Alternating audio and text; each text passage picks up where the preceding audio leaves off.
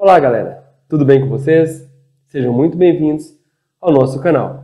Estamos aí de volta, agora com o volume 3 do nosso plano de estudo tutorado, material oferecido aí pela Secretaria de Educação do Estado de Minas Gerais. Essa aula é relativa ao primeiro ano do ensino médio regular.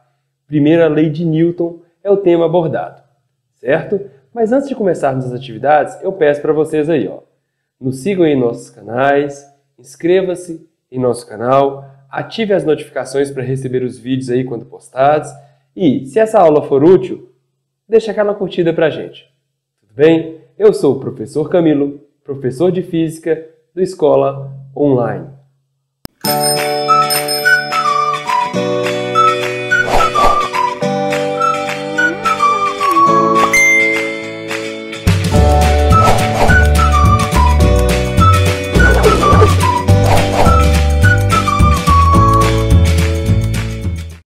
Vamos para a primeira atividade. Atividade 1. Pesquise e faça um resumo sobre a visão de Aristóteles e Galileu em relação à força e movimento.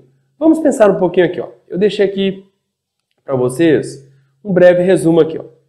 Aristóteles.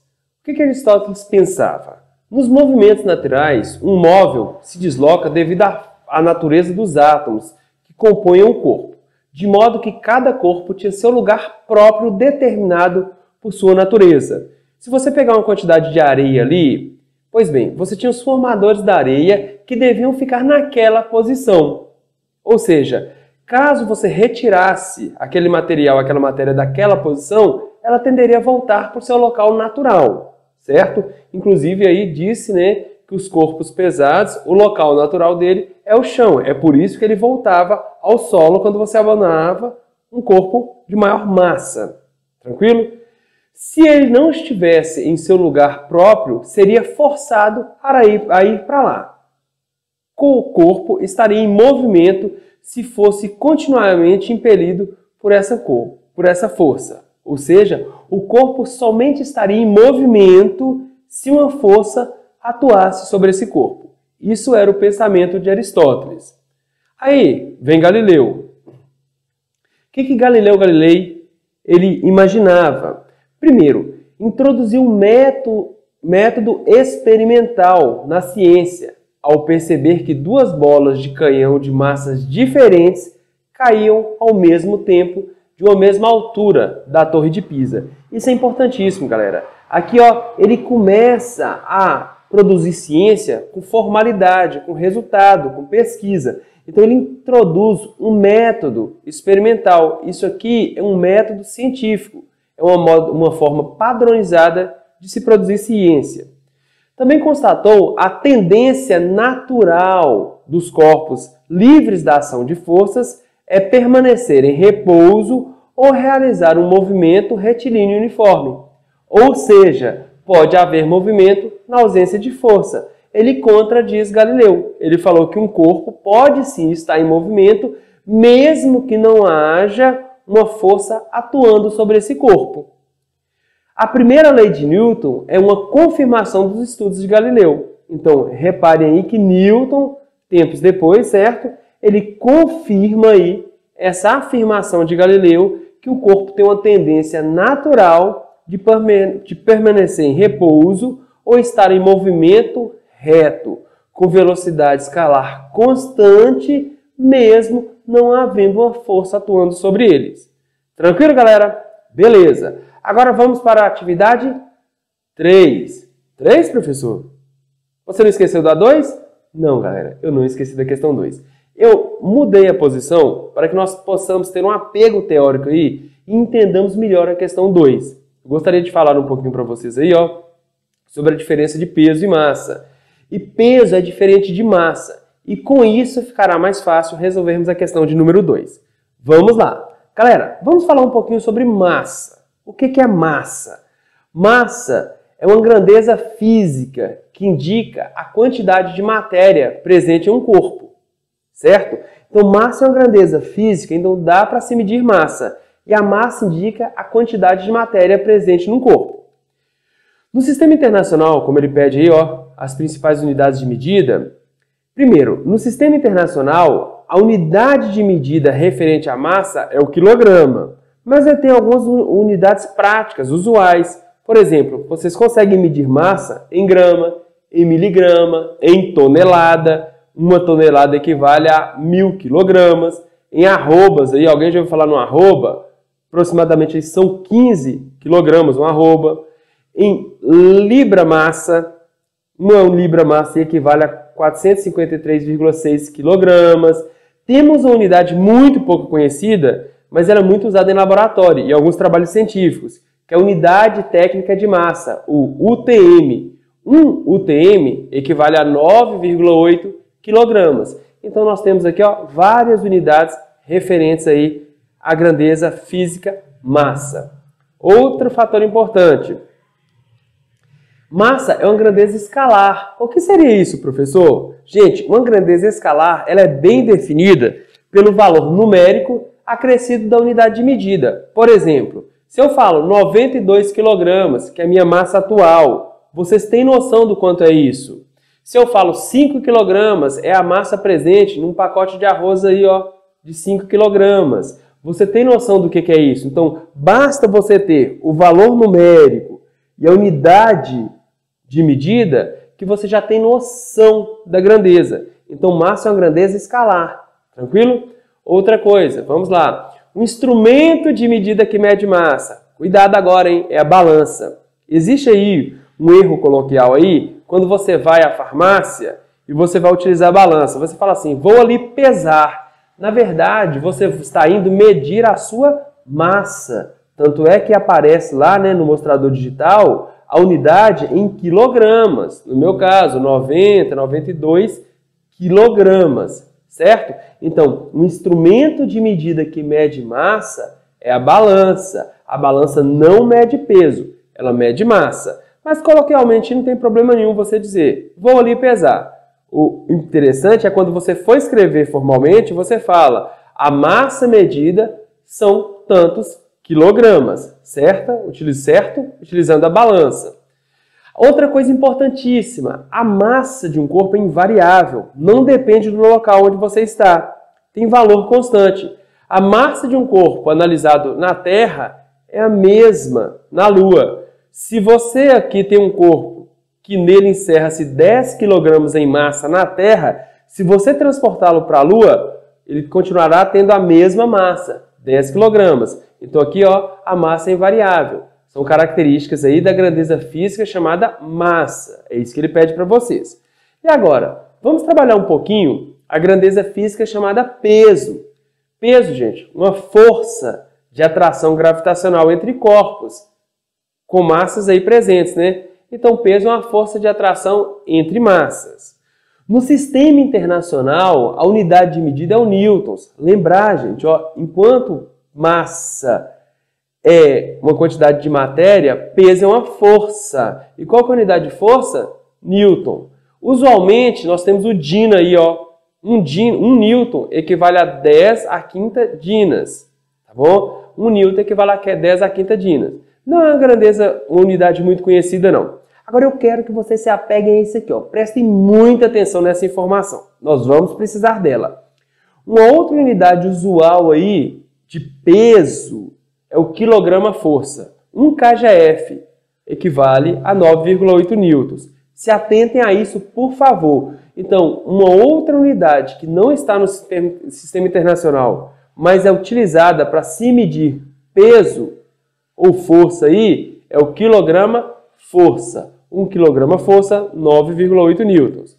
Pois bem, galera, o peso é uma grandeza vetorial, massa é uma grandeza escalar, peso é uma grandeza vetorial. Como que você consegue calcular a intensidade a um módulo? Basta você pegar, A intensidade do peso é o produto da massa em quilogramas multiplicado pela aceleração gravitacional local, certo? A gente fala que peso é igual a Minas Gerais. Outra coisa, cuidado, se o peso é uma grandeza vetorial, para bem defini-lo agora, eu preciso da direção de atuação dessa força e do sentido. Eu coloquei uma figurinha aqui, Veja essa pessoa em 4 posições distintas sobre a superfície da Terra. Qual que é a direção de atuação da força-peso? vertical local. Ó. Repara que aqui eu estou representando a vertical local, aqui representa a vertical local, também vertical local e vertical local. E qual que é o sentido? O sentido é dado pela pontinha do vetor, pela pontinha da seta. Aponta para o centro da Terra. Então a força-peso ela tem direção vertical, sentido apontando para o centro da Terra. Vertical, sentido apontando para o centro da Terra. Vertical local, a Terra atrai esse carinha, mesmo ele estando de cabeça para baixo, que ele será atraído pela Terra. E o sentido de atuação da força vertical local. O mesmo acontece com esse rapazinho aqui. Mais uma característica, galera. Um instrumento de medida que mede massa é a balança. Só que o instrumento de medida que mede o peso é o famoso dinamômetro, também conhecido como balança de peixeiro, certo? Então, diferentemente do instrumento de medida que mede massa, o que mede peso é o dinamômetro, certo? O que mede força aí é o dinamômetro. Se a massa ela é constante, já o peso ele é variável. O peso vai depender do campo gravitacional local, de onde você se encontra. Lembra que nós falamos sobre isso aí em outras aulas? Que o campo gravitacional é a relação entre a força aplicada num corpo de massa qualquer quando imerso nesse campo. No sistema internacional, a unidade de campo gravitacional é o newtons por quilograma. Peso dividido por massa. Newton, unidade de força, né? E quilograma, unidade de massa. Continuemos. Analisando o campo gravitacional terrestre. Então, o campo gravitacional, o peso ele é variável em função do local, né? Campo gravitacional terrestre. Aproximadamente 10 newtons por quilograma. O que eu estou dizendo para vocês? A cada 1 quilograma em massa de um corpo, esse será atraído com intensidade de força de 10 newtons aproximadamente quando estiver sobre a superfície terrestre. Professor, mas se eu mudar de posição, se eu for para um polo, ou se eu tiver aí, ao invés da linha do Equador, se eu tiver um ângulo de inclinação de 40 graus, 45 graus em relação à linha do Equador, faz diferença?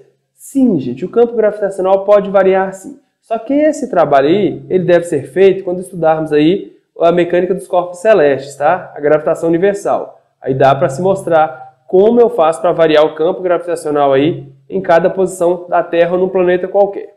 Tá? Mas o que seria o campo gravitacional terrestre 10 newtons por quilograma? Uma massa de 1 quilograma sobre a superfície terrestre estará sujeita à ação de uma força de 10 newtons. Vamos para a Lua agora, vamos mudar o local, analisando o campo gravitacional lunar. Lá, o campo gravitacional lunar tem aproximadamente valor de 1,7 newtons por quilograma, ou seja, o mesmo 1 kg de massa, quando transportado para a Lua, ficará sujeito à força de 1,7 newtons. O que eu estou falando para você? Logo, para a mesma massa, um corpo pode estar sujeito a força-peso diferente, dependendo do campo gravitacional local. Então, o peso é variável, certo? A massa ela é invariável, ela é constante. Tranquilo? Então, o que nós vimos aí fica como sugestão de resposta para vocês. Vamos agora para a atividade 2. Vejam que agora eu tenho condição de trabalhar a atividade 2. Por quê? Faça as conversões das unidades de medida de kgf, quilograma-força, e newton. A seguir, ele diz o seguinte, ó, que eu quero que eu converta aí de kgf para newton ou de newton para kgf. Mas eu quero relembrar. 1 kg-força, 1 kgf, ele equivale a 9,8 newtons. Agora sim nós conseguimos trabalhar a atividade 2 tranquilamente. Vamos lá, newton, quilograma-força. 9,8 newtons equivale a 1 kgf. E aí, 80 kgfs. Quanto será essa medida em newtons? Tá vendo? Eu fiz uma regra de 3 aqui, ó. Produto dos meios igual ao produto dos extremos. Assim sendo, se eu multiplicar 80 vezes 9,8, eu teria aí 784 newtons equivalendo, certo, a 80 kgfs. Próxima, newton, quilograma-força, mesma coisa. 1 kgf equivale a 9,8 newtons. E se eu tiver representado aí 0,078 kgf, quanto será essa medida na unidade de força newtons? 9,8 que multiplica 0,78, eu terei esse valor, 0,7644 newtons. Tranquilo? Então, ficaria esse valor aí. Beleza? Vamos para a próxima. Agora, cuidado. Ele te dá a grandeza em newtons e ele quer saber a representatividade em kgf. Mais uma vez, 1 kgf é igual a 9,8 newtons. Vamos lá. Newton, quilograma-força, kgf. 9,8 newtons equivale a 1 kgf. E agora, se eu tiver uma força de 0,25 newtons, quanto isso vale em kgf? Certo? Então vamos lá. Basta eu dividir 0,25 por 9,8, né? Representa que o produto dos meios é igual ao produto dos extremos. Eu terei isso aí, ó, 0,0255 kgf. Tranquilo? Basta você fazer essa operação aí. Eu quero que você lembre que 1 kgf equivale a 9,8 newtons. Newtons, quilograma-força. E aí? Se eu tiver 50.000 newtons em força, quanto isso vale em kgf? Qual o valor disso em kgf?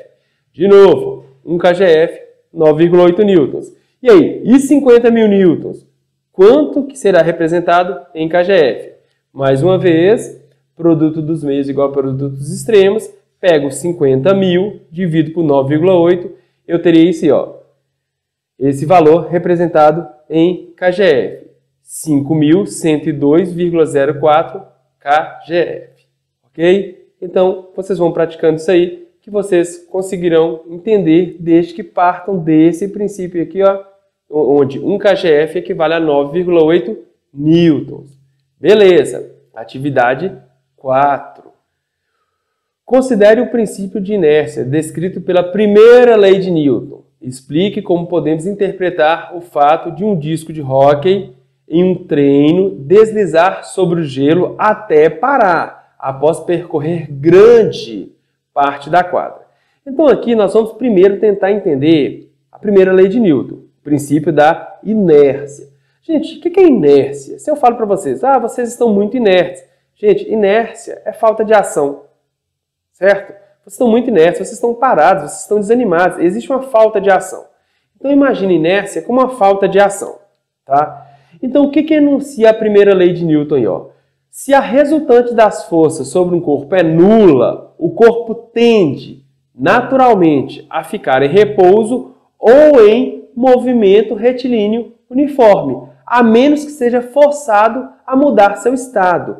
Eu estou dizendo para vocês o seguinte, galera. Se você tem um corpo em repouso, ele naturalmente tende a ficar em repouso. Se porventura você quiser tirar esse corpo do repouso, você tem que forçá-lo, você tem que atuar sobre ele com a força para que ele saia do repouso. Mas tem um detalhe, se ele começar a ser um movimento retilíneo uniforme, movimento em linha reta, com velocidade vetorial, velocidade escalar constante, ele vai querer continuar esse movimento aqui, ó. Então, ele está em movimento retilíneo uniforme, é um estado inercial, natural. Ele quer continuar esse movimento. Então, para você voltar esse carrinho de supermercado para o repouso, você vai ter que segurá-lo, você vai ter que atuar sobre ele com a força, porque senão ele continua naturalmente em movimento em linha reta aí, certo? Essa é a ideia aí. Vamos lá, vamos continuar. Princípio da inércia. Logo, se a resultante das forças é nula, de duas uma, ou o corpo está em repouso, ou ele estará em movimento retilíneo uniforme. Cuidado então, nem sempre quando a força resultante é nula, o corpo vai estar somente em repouso. Ele pode estar em movimento retilíneo uniforme também, certo? Não se engane. Exemplos aí, ó. Você está andando a cavalo e o cavalo para, refuga. Você tende a continuar seu movimento reto, em linha reta, porque você estava em movimento retilíneo uniforme. Tranquilo? Outra coisa, o carro agora, ele quer uma trajetória curvilínea, mas para ele ter uma trajetória curvilínea, alguém tem que atuar sobre ele. Seria a força de atrito aí, atuando nos pneus.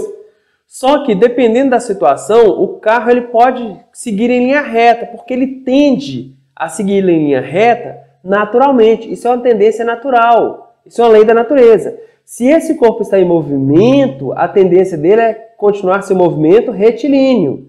Logo, para que ele mude a trajetória e tenha um movimento curvilíneo, ele tem que ser forçado a isso. Se a força aqui não for suficientemente grande, pode ser que ele siga em linha reta, o que não é interessante nessa situação, né, galera? E outra coisa, percebam vocês que se você abastecer o carrinho e fizer compras, cada vez mais fica mais difícil retirar esse carrinho do repouso. Você tem que atuar com a força cada vez maior para mudar o estado do repouso. Por quê? Gente, a massa é a medida da inércia. Quanto maior a massa, maior é a tendência natural do corpo estar em repouso. Uma força maior tem que atuar sobre ele para começar o movimento. Mas também, maior é a tendência natural desse corpo continuar em linha reta com velocidade constante. Então, se esse carrinho sai do repouso, agora para pará-lo, a força que deve se atuar sobre ele é maior também, certo? Então, a massa é a medida da inércia. Então, vamos falar sobre o que ele pediu lá. Ó, a questão 4 lá. Ele quer saber sobre a questão do jogo lá de hóquei, né? Considerando o princípio da inércia, descrito pela primeira lei de Newton, acabamos de falar um pouquinho sobre ela, explique como podemos interpretar o fato de um disco de hóquei em um treino deslizar sobre o gelo até parar, após percorrer uma grande distância. Vamos lá. Primeiro, o disco para após percorrer certa distância devido à força de atrito imposta pelo contato da superfície do disco e gelo. Então você tem contato entre o disco e a superfície gelo, né? E também devido à força de resistência do ar imposta ao movimento do corpo pelo ar atmosférico. Então eu tenho aqui, ó, um disco. Se você lança esse disco, existe uma força de atrito que tem aí, ela tende, né? Ela tem uma tendência contrária ao movimento aí, certo? Eu não estou dizendo que ela é contrária ao movimento, não. Eu estou dizendo que a força de atrito, ela é contrária à tendência do movimento. Esse disco move numa direção e sentido, e o atrito é contrário à tendência desse movimento, certo? E outra, eu tenho uma massa de ar aqui dificultando o movimento. Beleza, mas ele fala que quando se tem o hóquei aí, ó, e está em contato o disco e o gelo, essa distância percorrida é muito maior. Esse disco para, mas a distância percorrida seria muito maior. O que eu posso dizer isso? Fazendo um polimento nas superfícies de contato, a intensidade da força de atrito diminui. Quanto mais polida a superfície, menos rugosa for ela, menor será a intensidade da força de atrito, que nesse caso é uma força que se opõe ao movimento. A força de atrito ela tem uma tendência contrária ao movimento. E o disco percorre uma distância maior. Quem já brincou aí, ó, lá naqueles jogos lá, onde eu tenho uma mesa lá, você coloca um disco e tem um bolsão de ar, percebe isso, né? Também o ar aqui, ó, tende a aliviar a compressão do disco sobre a mesa. Você percebe que esse disco ele tende a se movimentar aí, né, em maior distância e com maior facilidade sobre a mesa. Se pudéssemos eliminar todo o atrito e a resistência do ar, o disco continuaria indefinidamente em movimento retilíneo uniforme. O disco para, mas como a força de atrito, nesse caso, quando a superfície é o gelo, tende a superfície aí, ó, menos rugosa, logo o disco tende a percorrer uma distância maior até parar. Eu não estou falando que você tem aí a resultante das forças nula, não. Mas a resultante das forças, que está, nesse caso, contrária ao movimento, ela é muito pequenininha. Então, demora maior intervalo de tempo para o disco parar. Se não houvesse força sobre esse corpo, ou melhor, se a resultante das forças fosse nula, aí sim, ele continuaria em movimento retilíneo uniforme. Mas a resultante das forças para esse caso do disco de hóquei sobre o gelo, ela é muito pouco intensa. Ela é baixa, mas ela existe. Beleza? Vamos para a próxima questão. Um móvel, atividade 5. Um móvel se desloca em uma estrada horizontal em movimento retilíneo uniforme. Cuidado! O motor exerce uma força de propulsão aqui, ó, representado por F maiúsculo aqui, de intensidade 1.600 newtons. Aí ele te pergunta, letra A. Primeiro, qual o valor da resultante das forças que atuam no automóvel? Gente, ele afirmou para mim que esse móvel está em movimento retilíneo uniforme. Isso é uma condição inercial. Permanece, força resultante igual a zero.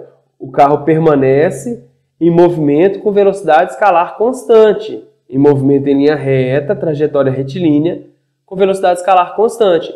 Então, como o movimento é retilíneo uniforme, eu estou no estado inercial. A resultante das forças que atuam sobre esse carro aqui é nula. Segundo, qual o valor total das forças contrárias ao movimento do carro? Ele quer saber a intensidade desse F minúsculo, do Fzinho, certo? Então vamos lá, Primeiro, a força de propulsão aí, devido à ação dos motores, 1.600 newtons, ela está atuando na horizontal para a direita. Vem aqui. F minúsculo, que é essa força contrária aí, ao movimento, ela também está na horizontal, só que em sentido oposto, para a esquerda. Eu tenho a mesma direção horizontal dessas duas forças, só que sentidos opostos. Como eu acho a resultante? A força resultante seria a força de propulsão menos a força que se opõe ao movimento. Lembrando que a força resultante é nula, pois esse carro está em movimento retilíneo uniforme. Logo, zero, que é a força resultante, é igual a força de propulsão menos força aí que se opõe ao movimento. Então, a intensidade da força de propulsão é igual à força aí de oposição ao movimento. Logo, Fzinho terá intensidade de 1.600 newtons. Está na horizontal, sentido para a esquerda. Se você observar aí, essa intensidade de força está sendo anulada por essa, né? Certo? Então aí, nós terminamos aí a nossa aula. Convido vocês a nos seguirem em nossos canais, certo? Deixem as dúvidas aí pra gente, que temos todo o prazer em responder. Galera, muito obrigado pela atenção. Deixe aquele like aí se essa aula foi útil, muito nos ajuda. Não esqueça de se inscrever em nosso canal e aí, ativar as notificações para receber os vídeos aí que nós vamos postar. E logo, logo estaremos de volta. Galera, muito obrigado e até logo.